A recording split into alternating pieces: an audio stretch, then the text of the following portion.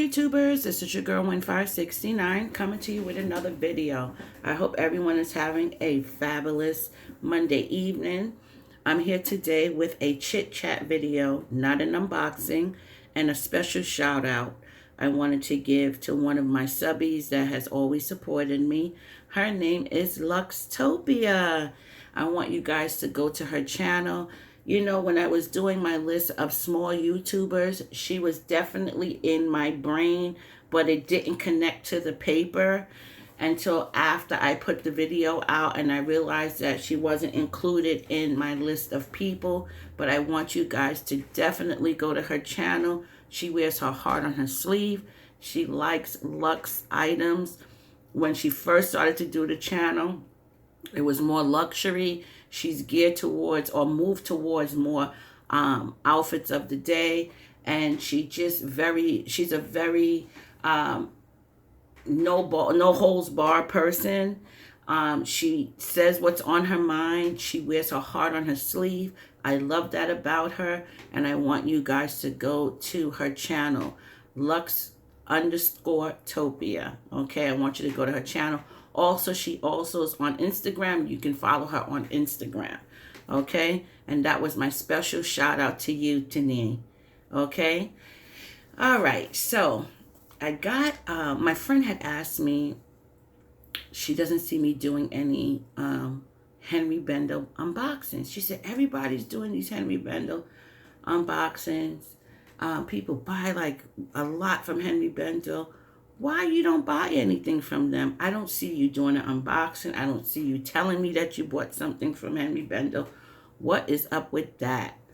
Okay, so I'm going to tell you what is up with that. Okay, so as a child, when I used to work at Bloomingdale's, I used to get out of school at 2:05, and my shift at Bloomingdale's used to be at 5 o'clock. So I had a whole lot of time to kill.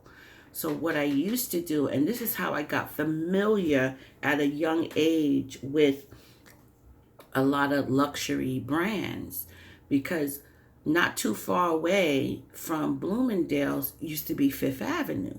So I used to get on the train, go up there, and I used to walk around Fifth Avenue, looking in all the stores, things like that. Now, back in the 80s, it was totally different in a sense of, you know, you had somebody watching you, but you yourself, you're not paying attention. In hindsight, I look back, I probably say, yes, they probably did,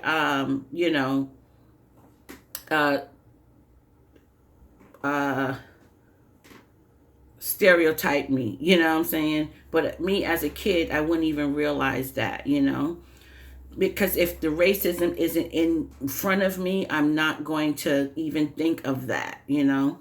So one day I decided, let me go into Henri Bendel. Now, Henri Bendel wasn't like Henri Bendel is now.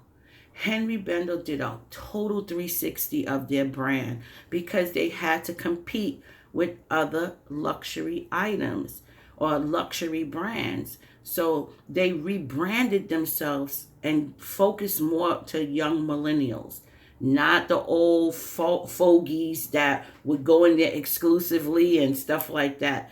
Henri Bendel is not like what it was, years ago. So when I went, and then back then, I know you guys remember this, every boutique had a doorman, and every elevator had an elevator man in it, because we used to have it at Bloomingdale's. So I know that was something that we always had, you know. So when you used to walk into Henri Bendel, the doors they used to have the people that opening the doors for you and so forth and so on. So one day I went, I said, let me see what's inside Henri Bendel, because I wasn't even, back then I wasn't familiar with the brand. So I just wanted to when you just want to go into every store, So I went into the store and, I went to pull the door, and the doorman held the door. So me and him was actually struggling with the door. And he said to me, no, you can't come in.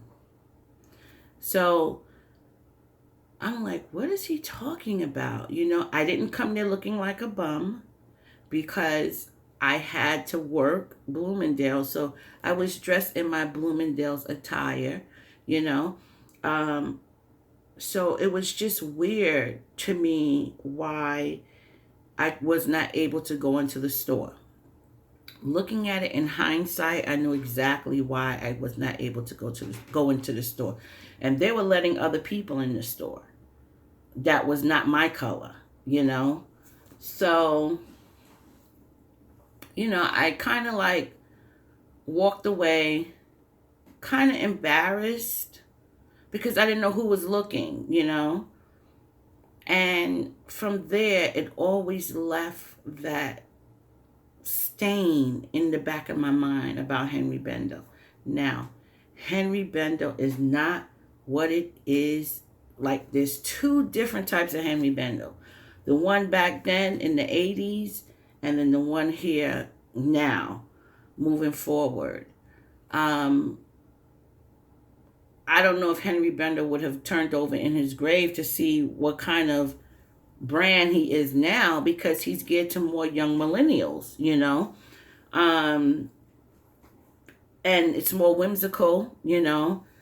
More, you know, I mean, like, so the L brand company is who acquired Henri Bendel, because Henri Bendel wasn't able to sustain themselves. So they needed another bigger company, a parent company, to get them out of the slump that they were in, because they were in a slump, because you had Fendi, you had Gucci, you had Chanel, and you had Louis Vuitton.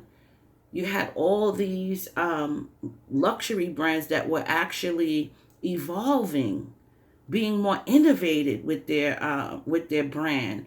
And Henri Bendel was just, they were trying to play catch up and could not sustain themselves.